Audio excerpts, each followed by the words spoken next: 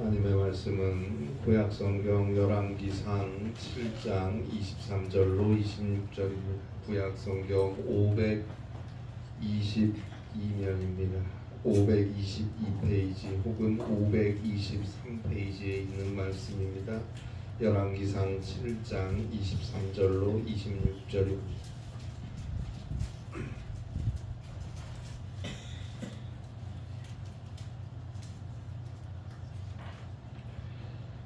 구약성경 522페이지입니다. 열왕기상 7장입니다. 열왕기상 7장 23절로 26절입니다.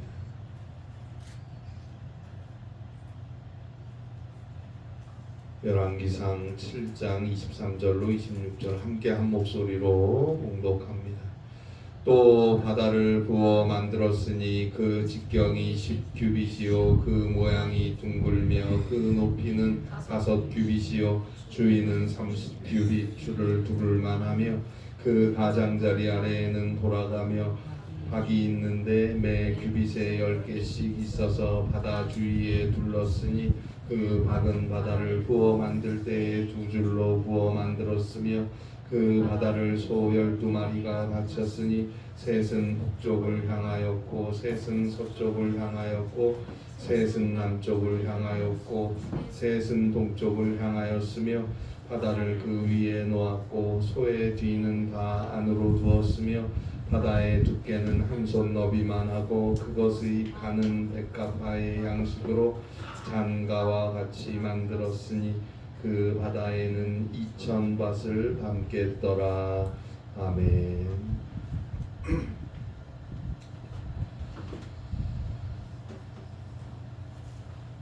요시노 히로시가 쓴 생명은 이란 글에 보니까 생명은 그 안에 결핍을 지니고 있으며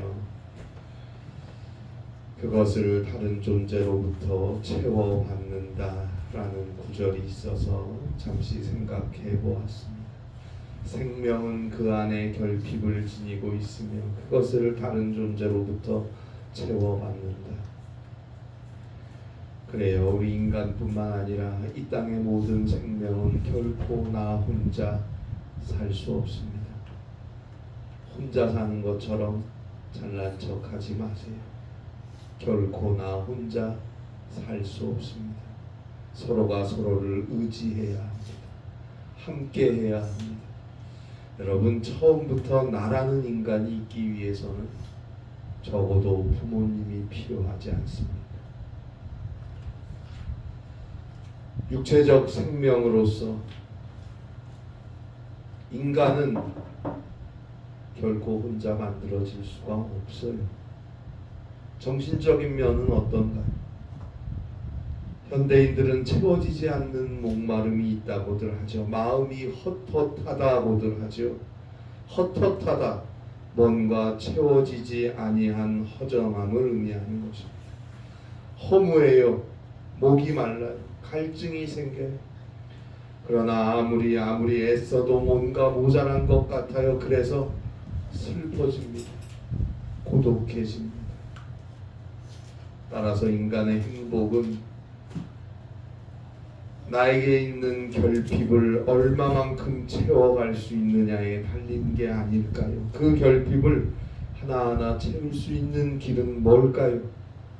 그것은 오직 예수님을 믿는 길밖에는 없습니다.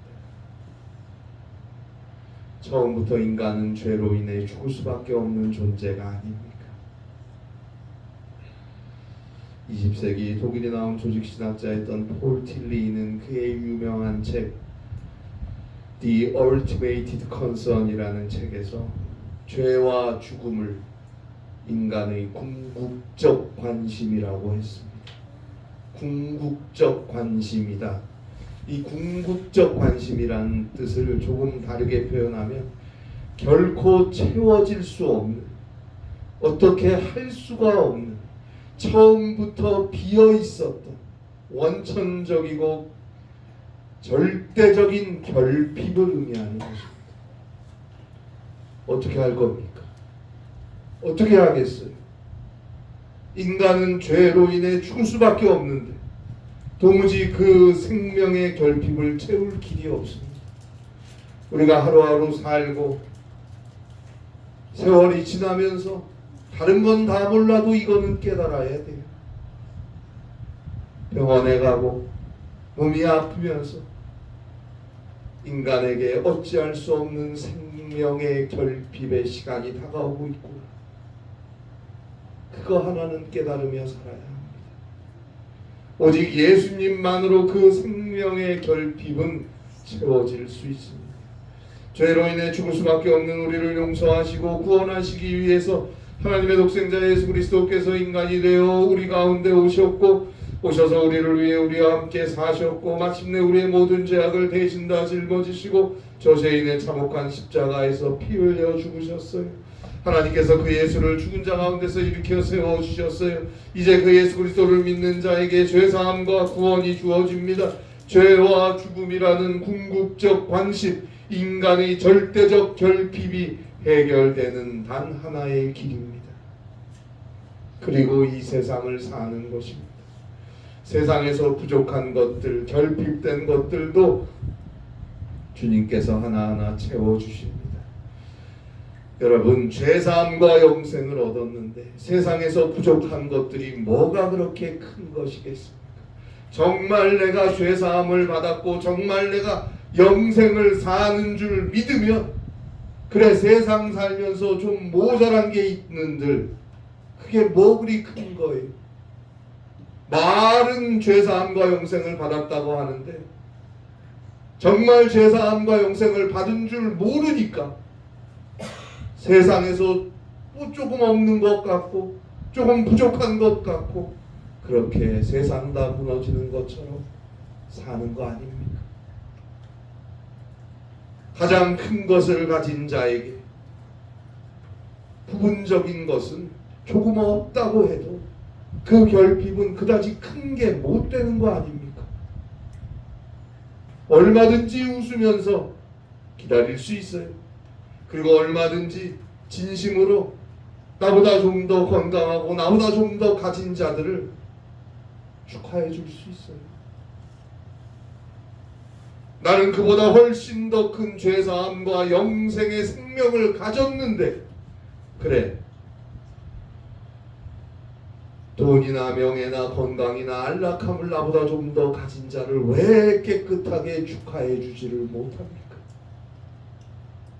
내가 가진 건 뭔데 저가 가진 걸 축하를 못합니까?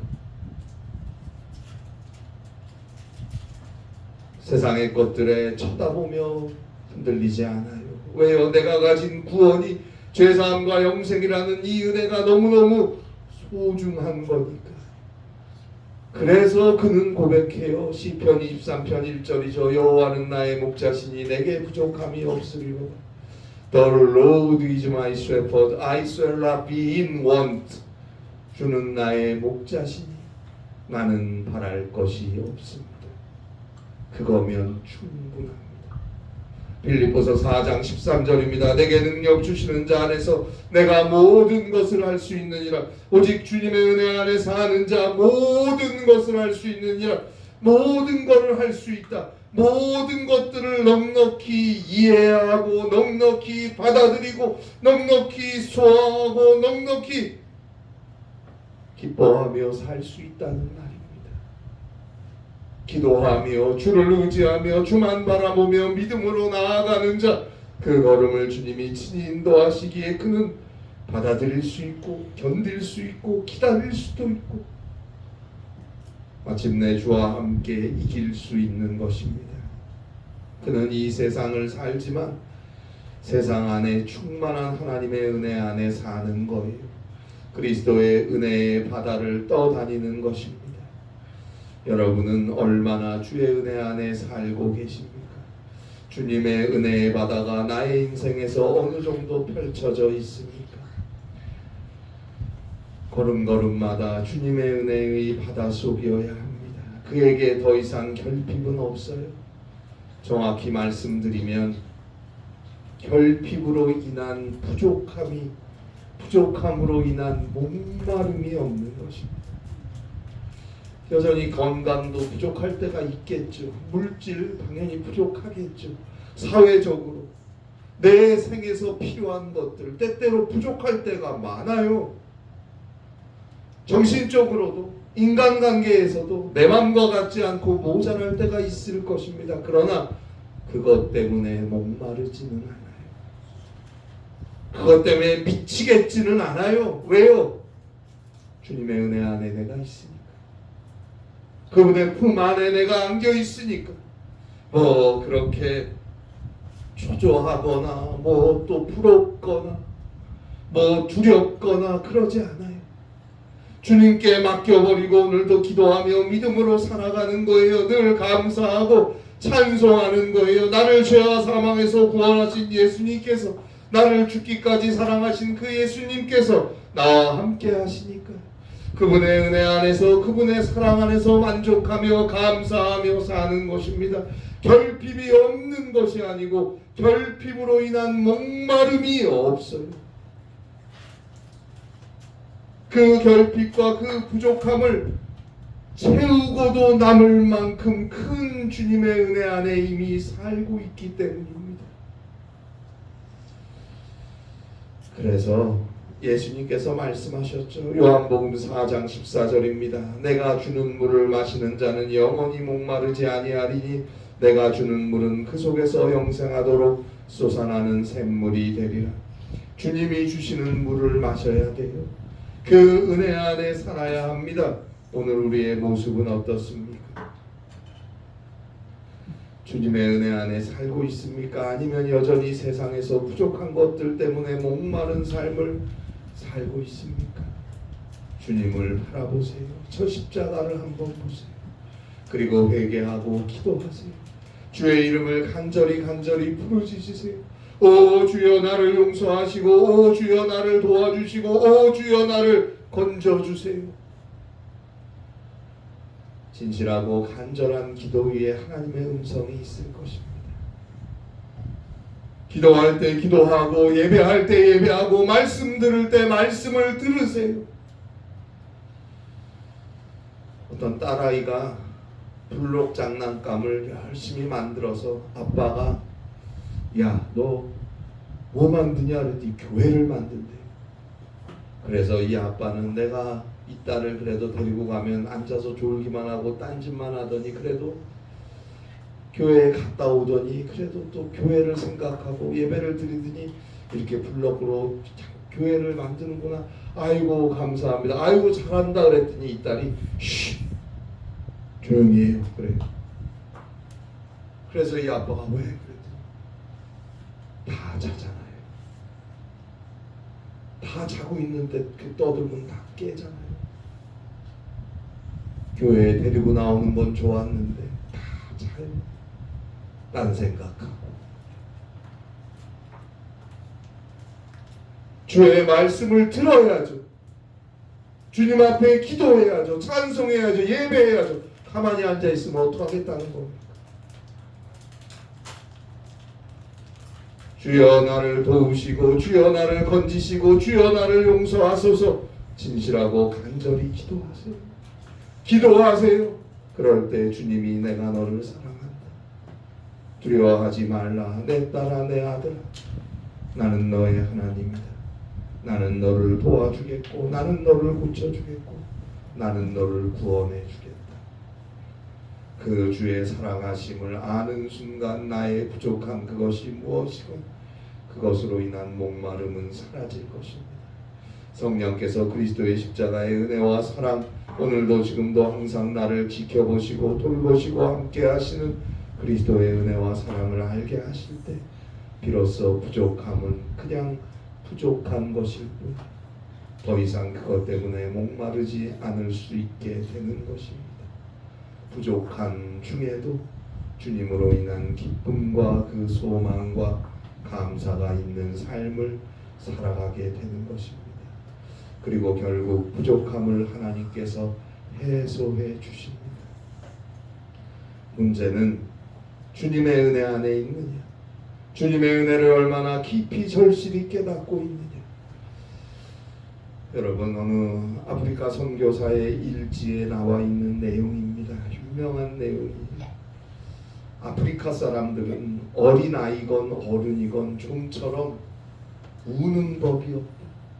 왜요? 그들은 너무 어렵게 사니까, 너무 힘들게 사니까, 웬만큼 몸이 아프고 웬만큼 하루하루가 고되지 않고서는 좀처럼 울지 않아요. 조그만 어린애들, 나이 많은 노인들. 그런 어느 날에는 3cm나 되는 종기를, 마취를 어디서 해요? 마취도 안 하고 그냥 칼로 째어 베어버리는데도 울지 않았다. 표정 하나 일그러지지 않는다. 그런데 그런 그들이 울었다. 펑펑 울었다. 예수 그리스도께서 십자가에 우리의 죄 때문에 못 박혀서 피 흘려 죽으셨다는 나의 설교를 듣고는 하염없이 소리내어 울었다. 여러분, 그리스도의 사랑을 아는 순간, 주님의 십자가의 은혜를 깨닫는 순간 눈물이 나죠. 견딜 수가 없죠. 그리고 주 앞에 회개하게 됩니다. 그리고 주님을 사랑하게 되고 주의 말씀을 의지하고 믿음으로 살게 됩니다. 이 모든 것이 주를 사모하고 주님 앞에 엎드리는 자에게 주어지는 성령의 역사입니다. 에베소서 1장 17절이죠. 우리 주 예수 그리스도의 하나님 영광의 아버지께서 지혜와 계시의 영을 너희에게 주사 하나님을 알게 하시고, 우리 주 예수 그리스도의 하나님 영광의 아버지께서 지혜와 계시의 영을 너희에게 주사, 지혜와 계시의 영을 너희에게 주사, 오 주여, 주의 성령을 우리에게 내려 주시옵소서. 기도하세요. 그래서 하나님을 알아야죠. 하나님의 사랑을 알아야죠. 그리스도의 은혜를 알아야죠. 그리스도의 능력과 그리스도께서 우리에게 허락하시는 풍성한 내일을 알아야 할 거 아닙니까? 주여 알게 하소서. 기도해야 합니다. 죄로 인해 우리는, 어리석은 우리의 눈은, 세월에 찌든 우리의 눈은, 세상에 빠진 우리의 눈은, 우리의 영은 어두워져서 하나님을 보지 못해요. 하나님의 사랑을 볼 수 없어요. 따라서 진실하게 회개하고 예수 그리스도의 십자가의 은혜로 죄 사함 받고 오직 믿음으로 한 걸음 한 걸음 기도하며 하나님을 향해 나아가야 합니다. 그를 성령께서 주님의 은혜 안에 있는 삶으로 인도해 가실 것입니다. 오늘 성경에 보면 성전에 필요한 부속물에 대한 제작 기사가 실려 있습니다.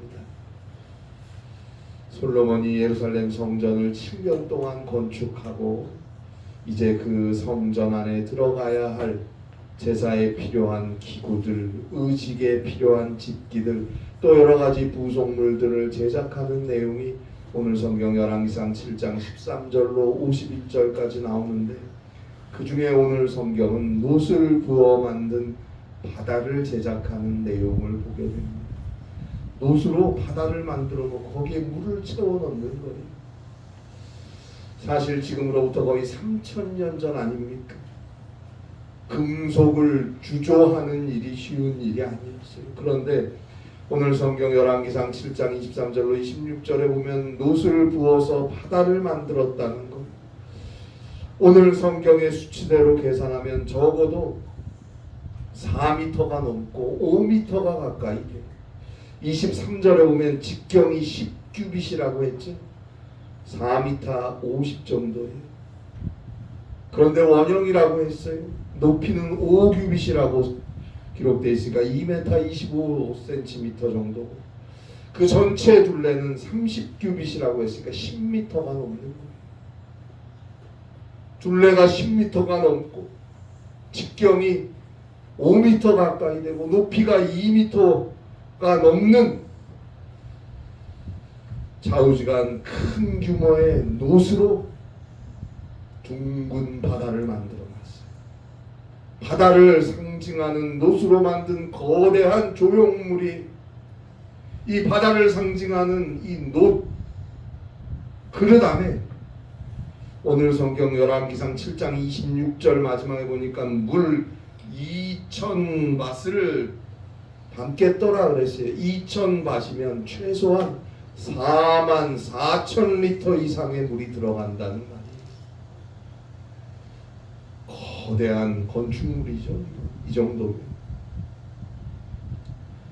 그리고 24절 마지막에 보니까 두 줄로 부어 만들었다. 이게 두 줄로 모양을 내서 만들었다는 거죠. 자, 오늘 성경 앞에 열왕기상 7장 13절로 14절에 보면 두로라는 나라에서 놋 기술자 히람을 데리고 왔는데 논 일에, 놋으로 무엇을 만드는 일에 지혜와 총명과 재능을 구비한 자라고 소개해요. 한마디로 놋으로 무언가를 만드는 데 있어서 장인이라는 의미예요. 그 기술이 얼마나 뛰어났는지 그 거대한 걸 만들면서 두 줄로 부어 만들었다 그랬어요. 그리고 심지어 26절에 보니까 그것의 간은 백합화의 양식으로 잔가와 같이 만들었으니 라고 되어 있어요. 잔가와 같이, 이건 찻잔 컵 모양처럼 바깥으로 휘어지게 모양을 냈다는 거예요. 그 거대한 걸 아주 화려하게 놋으로 꾸며놓은 그릇임을 알 수 있어요. 또 25절에 보니까 12마리의 소가 동서남북 각각 3마리씩 그 소들이 놋으로 만든 바다를 떠받치고 있어. 이처럼 웅장하고 거대하고 빼어난 솜씨로 조각을 한 놋으로 만든 바다. 왜 이걸 만들었을까요? 왜 이걸 만들었을까요? 왜 성전에 이걸 갖다 놓습니까? 이 큰 걸. 역대하 4장 6절에 보니까 제사장들이 씻기 위한 용도라는 언급이 있는 걸 보니 아마도 결례를 위해 물을 담아 놓았을 수도 있겠다라고 추측할 수 있어요. 자신들의 더러워진 몸을 그 안에서 씻고 하나님 앞에 예배하기 위한 용도가 아닐까 추측할 수 있습니다. 근데 저는 여기서 이런 생각을 해보았습니다. 자, 이 엄청나고 화려한 놋바다를 만드는데 솔로몬이 히람이라는 뛰어난 놋기술 장인에게 이 일을 맡겼어요. 그런데 그 사람이 두로 사람이에요. 두로 사람. 이방 사람이란 뜻이에요. 하나님의 성전을 짓는데, 거룩한 하나님의 성전을 짓는데, 그것도 씻는데, 정결 예식에 사용되는, 제사장의 몸을 깨끗하게 하는데 사용되는 것으로 추정되는 놋으로 만든 거대한 바다를 이방인이 만든다는 것, 이건 하나님의 섭리입니다. 자, 지금으로부터 약 3000년 전, 기원전 10세기경, 이건 도저히 있을 수가 없는 일이에요. 어디 이방인이 거룩한 하나님의 성전에서 성전 부속물을 만든단 말입니까? 그러나 이상해요. 솔로몬은 두로에서 이 히람이라는 사람을 데리고 와서 이 일을 맡겼어요. 이상해요. 하나님은 솔로몬을 통해서 이방인의 손을 빌려서 정결 예식을 하는 놋바다를 만들게 하셨어요. 여기에 깊은 하나님의 뜻이 있습니다. 이것은 이제 온 인류 이스라엘 이방인 나누지 않고 모든 인류 모든 사람을 구원하시는 그리스도의 구원을 예언하는 것 아니겠습니까? 하나님은 이스라엘의 하나님만이 아니에요. 이스라엘만 어떤 특별한 민족만 어떤 특별한 사람만 찬송해야 할 뿐이 아니에요. 모든 만물 온 인류 모두가 다 찬양하고 경배해야 하는 분이 하나님이라는 의미가 여기 있는 거예요. 빌립보서 2장 9절로 11절입니다. 이러므로 하나님이 그를 지극히 높여 모든 이름 위에 뛰어난 이름을 주사 하늘에 있는 자들과 땅 아래 있는 자들 또 모든 무릎을 예수의 무릎에 꿇게 하시고 모든 입으로 예수 그리스도를 주라 시인하여 하나님 아버지께 영광을 돌리게 하셨느니라. 온 우주 온 만물 모든 생명이 다 찬송해야 하는 이름 바로 예수 그리스도의 오심을 오늘 이방인의 손에 의하여 지어지는 높바다를 통해 우리는 볼 수 있는 믿음이 있어야 합니다. 그리고 잘 보세요. 이 바다라는 게 야암인데 이 가나안 신화에서 바알에 의해 정복된 군주들 중에 하나고 오늘 이 높바다를 높게 바치고 있는 12마리의 소는 바알 신앙에서 숭배의 대상이었어요. 그러니까 어떻게 보면 우상의 형상이 지금 성전 부속물에 있는 거예요. 바다는 가나안 신화에서 바알에 의해 정복당한 군주들 중에 하나. 12마리 소는 바알 신앙에서 숭배의 대상이었다니까요. 그러나 오늘 성전에 있는 이 12마리 소와 바다는 그런 우상과 관련된 것이 아닙니다. 하나님의 성전에 그런 우상 숭배의 형상들이 있을 수가 없어요. 그러면 무엇을 의미하는 걸까요? 창세기 1장 2절에 보면 땅이 혼돈하고 공허하며 흑암이 깊음 위에 있고 하나님의 영은 수면 위에 운행하시니라. 하나님의 영은 수면 위에 운행하시니라. 하나님은 혼돈 속에서 흑암이 창궐한 곳에서 빛을 창조하시고 세상과 사람을 창조하셨어요. 즉 태초에 있었던 혼돈과 공허의 물, 하나님은 수면 위에 계셨다고 하잖아요. 수면, 물, 바다 아닙니까? 그것들을 제압하시고 그것들로부터 빛을 이끌어내셔서 창조를 시작하신 것입니다. 결국 이 거대하고 화려한 높바다를 보면서 하나님의 창조의 위대함, 어둠과 혼돈의 바다를 제압하시고 다스리는 하나님의 능력을 깨닫게 하기 위한 것일 수 있습니다. 그리고 결국 이것이 의미하는 것은 이스라엘도 이방인도 그 누구도 다 이제 예수 그리스도의 은혜의 바다에 몸을 담그고 그 그리스도의 은혜 안에서 살아가야 한다는 것을 우리에게 가르쳐 주는 것입니다. 저는 오늘 성전 구성물 중 하나였던 높바다 제작 기사를 보면서 이것을 깨달았어요. 누구라도 다 하나님께 나와서 그리스도의 은혜 앞에 진실하게 회개하고 그리스도의 십자가의 피로 죄사함을 받아라. 그에게 새로운 창조, 이전에 어둠과 죄악과 사망에서 용서함과 빛과 영생의 새로운 생명을 주신 그 하나님의 은혜가 그에게 주어진다는 것을 이 높바다는 상징하는 것이라고 믿습니다. 하나님께서 솔로몬을 통하여 그 당시에 도저히 있을 수 없는 이방인의 손을 빌려서 마치 우상 숭배의 형상이 들어간 것처럼 이 성전을 짓게 하셨다는 것. 여기에 이런 목적까지 하나님의 목적이 있다는 것을 우리는 생각할 수 있어야 합니다. 사랑하는 여러분, 우리의 삶 속에 예수 그리스도의 십자가의 바다가 펼쳐져 있습니다. 그곳에 우리의 몸을 담그고 우리의 모든 것을 싣고 그곳에서 살아가야 합니다. 그 예수 그리스도의 십자가의 바다, 하나님의 사랑 그리스도의 은혜의 바다만이 우리를 죄와 사망에서 용서하시고 건져주실 뿐 아니라 우리의 결핍과 부족함, 우리의 아픔과 고통과 실패, 낙심 아니면 시험과 유혹, 정욕 모든 것들에서 자유하게 하실 것입니다. 당당하게 하실 것입니다. 그것들을 제압하고 사랑과 기쁨, 소망 가운데 삶을 살아가도록 우리에게 힘과 능력과 지혜를 허락해 주실 것입니다. 오늘도 주의 십자가를 바라보세요. 그리고 진실하게 그 십자가 앞에 무릎 꿇고 기도하세요. 회개하고 기도하고 간구하며 주의 말씀을 듣고자 하세요.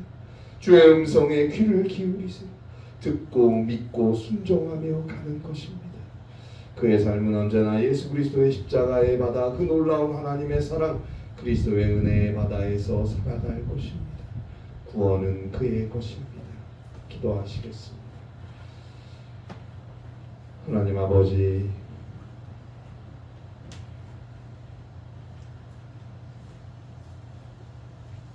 주님의 은혜의 바다 우리 앞에 펼쳐져 있습니다. 우리의 모든 죄악을 대신 짊어지시고 십자가에 죽고 부활하신, 그래서 우리에게 죄사함과 영생을 허락하신 그 그리스도의 은혜의 바다가 우리 앞에 펼쳐져 있습니다. 그 바다에 우리의 몸을 담그고 그 바다 속에서 하루하루 살아갈 수 있는 믿음을 우리에게 허락하여 주시옵소서. 성령께서 함께 하셔서 그리스도의 사랑 깨닫게 하시고 그리스도의 은혜를 제발 깨닫게 하시고 하나님의 함께 하심과 하나님이 이기게 하시는 능력을 깨닫고 알고 믿고 순종하게 하셔서 하루하루 주와 함께 기뻐하고 감사하며 세상에 그리스도의 빛된 자로 살아갈 수 있도록 은혜를 허락하여 주시옵소서. 주여 함께하여 주시옵소서. 예수님의 이름으로 기도합니다. 아멘.